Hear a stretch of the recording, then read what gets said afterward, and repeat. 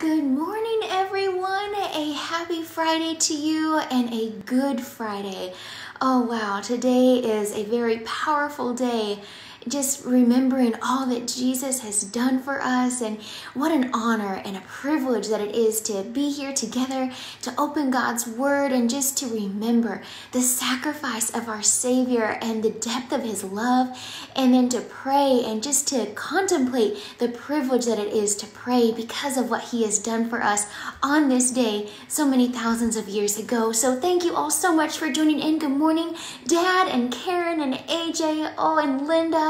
God bless you. Hugs to you guys. Thank you so much. And Mary, wonderful to see you here. So this one, and Heather, so good to have you. Thank you so much for joining in so faithfully and for all of your love and encouragement. And hello to everyone, Paul and Linda and Janelle. Oh my goodness. Thank you guys so much for joining here.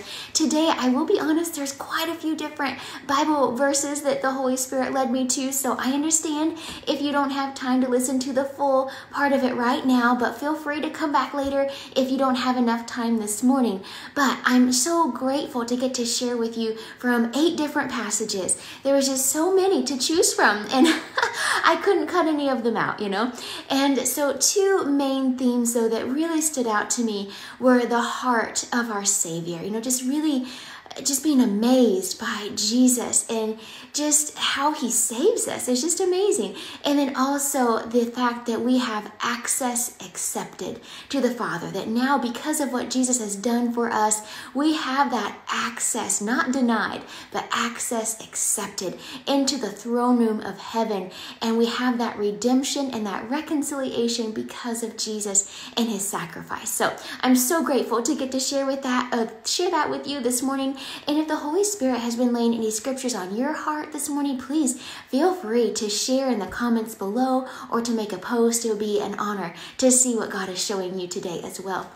So we're going to start off in Romans 5:8, and it says this: "But God demonstrates His love towards us in that when we were still sinners, Christ died for us." And so, of course, that's what we are celebrating today, is the sacrifice of Jesus. And, it's great for all of us to be remembered, or to be reminded that, why did Jesus have to die? Well, because in Romans 6:23, it says, "The wages of sin is death, but the gift of God is eternal life through Christ Jesus our Lord." And so we are so grateful for Jesus and His obedience to go to death, to the cross, so that we could have that forgiveness and reconciliation. So then also in Romans 5:9, it says this: "Much more, having been justified by His blood, we shall be saved from the wrath through Him." So Jesus shed His blood on the cross for us and for our sin. It was God's gift of love, that Jesus did that for us. And so I'm so thankful. Are you thankful? Oh, my goodness.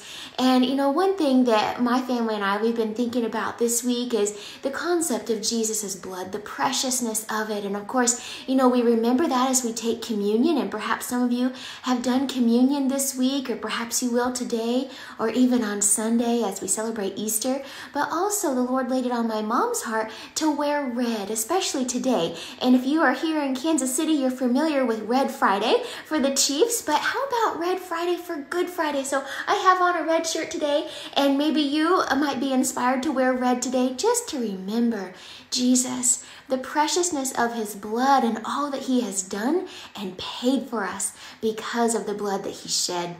So we see that in Romans 5:9, that because of His blood, we shall be saved from God's wrath through Him. Praise the Lord. And then we see next in Galatians 3:26, it says, "For you are all sons of God through faith in Jesus Christ." So Jesus shed His blood, and we put our faith in Jesus and in what He has done, in His sacrifice, then we are justified. We are made right with God the Father. So, what a beautiful promise that we have through Jesus. And then in Isaiah 53, I really woke up with Isaiah 53 on my heart. And maybe you're familiar with Isaiah 53. I'm so grateful for a man in our church named Ed Croto. And he's a Sunday school teacher of mine. And he taught me about Isaiah 53. And I'm just so grateful. There's so much richness in Isaiah 53. And just a little bit of background. The book of Isaiah was written about 700 or so years before Jesus was born here on earth. And so it's just amazing to see how the Holy Spirit inspired Isaiah to write about these events and about Jesus. And then Jesus, he lived it out. He fulfilled all of these prophecies. It's just amazing. And I think that this chapter of Isaiah 53 really summarizes nicely a lot of what the Gospels say. So especially in Luke, we see a lot of the fulfillments that's talked about here in Isaiah 53. So let's go ahead and read here. And this is in the New King James Version. It says this, "Who has believed our report, and to whom has the arm of the Lord been revealed? For he, Jesus, shall grow up before him as a tender plant, and as a root out of dry ground. He has no form or comeliness, and when we see him, there is no beauty that we should desire him. He is despised and rejected by men, a man of sorrows and acquainted with grief." And we can definitely agree with that. When he was put on the cross, oh, how much rejection, how much humiliation that Jesus endured for our sake. And it says here in the second part of verse 3, "And we hid, as it were, our faces from him. He was despised, and we did not esteem him." Verse 4, "Surely he has borne our griefs and carried our sorrows, yet we esteemed him stricken, smitten by God, and afflicted. But he was wounded for our transgressions. He was bruised for our iniquities." He did this for you and for me. He bore all of the sin that we ever did. All of the transgressions that we made, towards others and towards God. Jesus took that on himself. He paid for it. Isn't that amazing? It says in the second part of verse 5 in Isaiah 53, "The chastisement for our peace was upon him, and by his stripes we are healed." Isn't that awesome? And then also in 1 Peter 2, it talks about this too. By Jesus' stripes we are healed. Verse 6, "All we like sheep have gone astray. We have turned every one to his own way, and the Lord has laid on him the iniquity of us all." Verse 7, "He was oppressed and he was afflicted, yet he opened not his mouth." That's powerful. Jesus didn't retaliate. Jesus didn't, make a big case to defend himself. He was so patient, and he allowed that wrath to be put on him so that he could redeem us. Isn't that amazing? "He was led as a lamb to the slaughter, and as a sheep before its shearers is silent, so he opened not his mouth. He was taken from prison and from judgment, and who will declare his generation? For he was cut off from the land of the living. For the transgression of my people he was stricken, and they made his grave with the wicked, but with the rich at his death, because he had done no violence." Even Pilate, who was in charge there when Jesus was being crucified, he said, "I find no fault in this man." So even those who didn't believe said that he had done nothing wrong. And we see a lot of that in Luke 23. So if you want to go back and read that, it's powerful, just powerful. And it also says in verse 9, "Nor was any deceit in his mouth." Verse 10, "Yet it pleased the Lord to bruise him. He put him to grief. When you make his soul an offering for sin, he shall see his seed. He shall prolong his days, and the pleasure of the Lord shall prosper in his hand." Verse 10 is very profound. It says, "Yet it pleased the Lord to bruise him." God is a holy God. And something or someone had to pay the penalty for our sin. And so Jesus was the answer to that. And so that's why it says here, "Yet it pleased the Lord to bruise him." It's in God's love that he sent Jesus to pay for our sin, to pay for the penalty of that. And so in verse 11 it says, or no, verse 12, sorry. Therefore I will divide him a portion with the great, and he shall divide the spoil with the strong. Because he poured out his soul unto death, and he was numbered with the transgressors, because he had 2 thieves on either side of him. And he bore the sin of many, and made intercession for the transgressors. So that is such a powerful passage. So Isaiah 53, if you have time to go back and study that later, I really encourage you to maybe get a study Bible out and read some of the notes associated with that. But I just wanted to share that with us, and just to see how Jesus faithfully, he fulfilled all of this for you and for me. And we just want to give him praise for that. Amen. So we're going to go ahead and jump over to Luke 23 and just read a few verses there. Just as we read here in Isaiah 53, that he was numbered with the transgressors. As we know, there were 3 crosses, and Jesus was in the middle, and there were 2 thieves or 2 criminals on either side of him. And so we're going to read a little bit about that here in verses 39 through 43 of Luke 23. And it says this: Then one of the criminals who hanged blasphemed him, saying, If you are the Christ, save yourself and us.